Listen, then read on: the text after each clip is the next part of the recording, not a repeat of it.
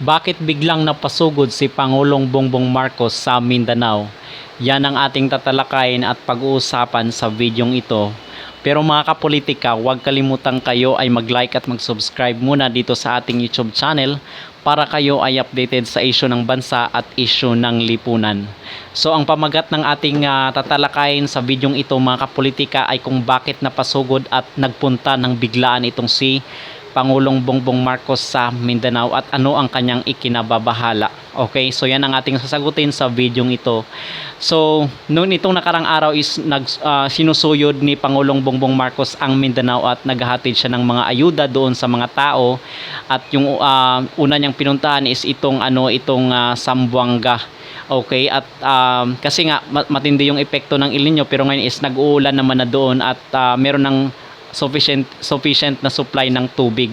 At dito rin sa sa Soc-Sargen is nagpunta rin siya kasi doon sa lugar ni Manny Pacquiao is parang unofficial na inendorso na ni Pangulong Bongbong Marcos itong si Manny Pacquiao na kakandidato para sa pagkasenador, at ngayon is dito naman siya sa CDO. Okay, so ano ba itong ikinababahala ni Pangulong Bongbong Marcos dito sa Mindanao? Okay, kasi ito yung pamagat ng ating talakayan at pag-uusapan mga kapolitika. Okay, so unang-una dito si Pangulong Bongbong Marcos noong 2016 is natalo po siya ni Vice President Leni Robredo. Landslide ang pagkapanalo ni Leni Robredo dito sa Mindanao.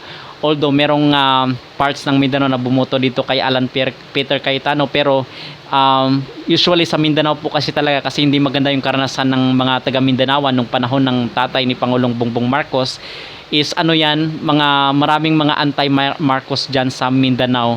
Okay, kung kaya natalo at tinambakan talaga itong si Pangulong Bongbong Marcos ni Vice President Leni Robredo. At ito yung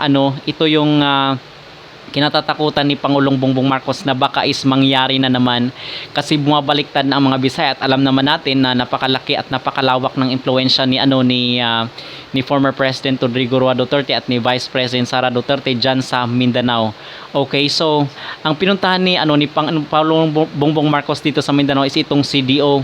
Itong nakarang araw is itong Cagayan de Oro City, at itong Cagayan de Oro, sa hindi nakakaalam, is ito yung pangalawang pinakamayaman na lungsod dito sa Mindanao. Unang-una yung Davao at pangalawa yung CDO, itong Cagayan de Oro City. At ang sabi niya doon sa kanyang speech is merong banta sa kanyang administration. At ang unang binanggit niya doon is itong banta ng destabilization dito sa kanyang panggobyerno.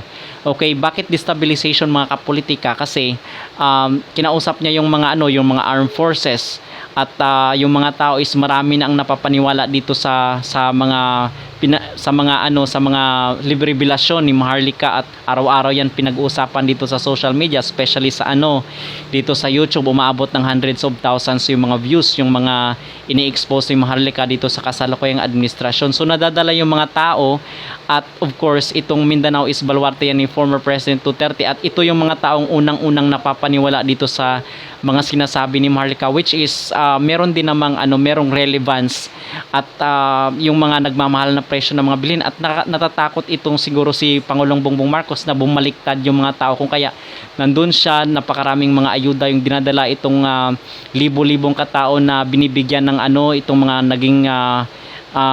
naging epekto ng El Nino, binibigyan yung mga farmers ng cash assistance. Maganda naman itong ginagawa ni Pangulong Bongbong Marcos, although it is just a band-aid solution. Okay, kung siguro mga kapolitika natuloy yung proyekto ni former President Duterte na train or yung treno dyan sa Mindanao, na i-connect yung mga cities dyan para mapapabilis yung mode of transportation. Maybe hindi mapapaisip ang mga tao na bumaliktad dito sa kasalukuyang administrasyon, kasi may makikitang project yung mga tao dyan. But ngayon is nagmamahal yung presyo ng bilhin at hindi pa natuloy yung pinakamalaking project dyan sa Mindanao, is napapaisip yung mga tao na bumaliktad ang kanilang suporta dito sa Mindanao. At ito yung kikinababahala ni Pangulong Bongbong Marcos, at isa na din yung eleksyon, okay, yung politika. Kasi doon sa ating previous video, inuulit-ulit natin pinag-uusapan na mag-election next year at baka dyan matalo yung mga manok ni Pangulong Bongbong Marcos. Alam naman natin na kung matatalo yung kanyang manok is mababawasan yung kanyang impluensya dito sa Congress at sa Senado. Okay? Kasi yung mga mananalo din diyan sa next year yung sa Congress at sa Senate is maging representative yan para sa 2028 election at baka yung maging manok ni Bongbong Marcos is matatalo. So ang Mindanao is napakaraming po yan, nasa 15 million din ang voters diyan. Okay, nasa 15 million at napakaraming po yan. At ang sabi nga doon ng mga tao na kung saan is band-aid solution lang ito at itong pangmumudmud ng mga ayuda dyan sa Mindanao is pagpapabango kasi mag-election at sa ngalan nga ng politika. Okay, at itong Cagayan de Oro City is baluarte ito ni former President Rodrigo Roa Duterte at nakita nyo ba yung rally doon sa 2020 before yung 2022 election is sobrang dami ng tao.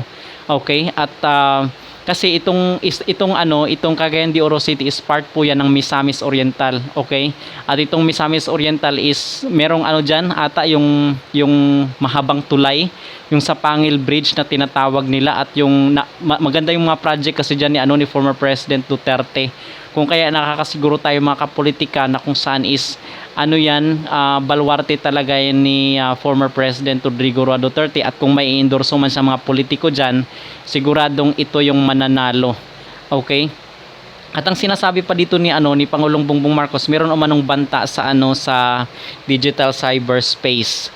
Okay, so when we say digital cyberspace, ito na yung mga sinasabi nila Maharlika, nila Sasrugan Lusasot, at itong pagpapatahimik sa sa DZAR at itong pagkawala ng franchise ng SM9. So ito na po yung sinasabi niya na warfare sa digital cyberspace. So itong yung mga sinasabi niya na misinformation at disinformation dito sa social media is isa na ito sa mga sa bracket dun sa sinasabi niya warfare or giyera dito sa mga mis at disinformation. So bakit Pangulong Bongbong Marcos nung ikaw na tumakbo ka bilang presidente, 'di ba? Ginamit mo rin yung yung social media noon na kung saan is napakaraming mga influencers at mga vloggers na nagpapakalat ng ng mali-maling information tungkol dito sa Taliano Gold. Okay? At yung yung sinasabi nila na golden era. Okay, golden years ng papa mo. Okay, saan na yung mga sinasabi nila na yun, at sinasabi na kung ikaw daw yung nanalo is mababayaran daw yung utang dahil sa inyong mga hidden wealth ng mga Marcos at yung last will and testament. Sobrang daming mga sobrang dami lang ng mga fake at mga misinformation nung time ng panahon mo. But ngayon ka lang magsasabi at ngayon ka lang magreklamo dito sa misinformation at disinformation, where in fact nung time ng election is sobrang dami ng ng mga accounts na napasara dahil dito sa mis at disinformations. At gusto ko lang din i-highlight mga kapolitika itong si Speaker Romualdez, kasi andun din siya sumasama dito kay Pangulong Bongbong Marcos na nagbibigay at naghahatid ng ayuda dito sa Mindanao. At kung bakit natin ito pinag-uusapan din is ito kasi yung mga traditional na mga politicians na kung saan is nagpapamudmud ng mga ayuda at tinitake advantage yung kahirapan ng mga tao. Okay, hindi pa ba tayo nadadala dito sa mga ganitong klaseng mga politicians, yung pupunta sa isang lugar, magpa-photo op para bumango sa publiko? Kasi naalala ko dati sila former President Rodrigo Roa Duterte, hindi naman ganito na kung saan is sila mismo yung aabot ng ayuda. Okay, inuutusan niya lang yung kanyang mga cabinet members para maghatid ng tulong sa mga tao at wala namang kasamang sandamakmak na media. Pero ito is may mga photo op pa talaga. Okay, so may purpose po yan, and it's about politika. Okay?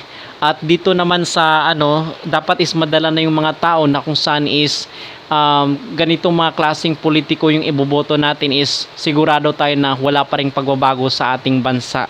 Okay, so yun lamang ang ating komento at ating opinion dito sa isyong ito mga kapolitika. Maraming salamat at huwag kalimutang mag-like at mag-subscribe muna kayo para kayo ay updated sa issue ng bansa at issue ng lipunan.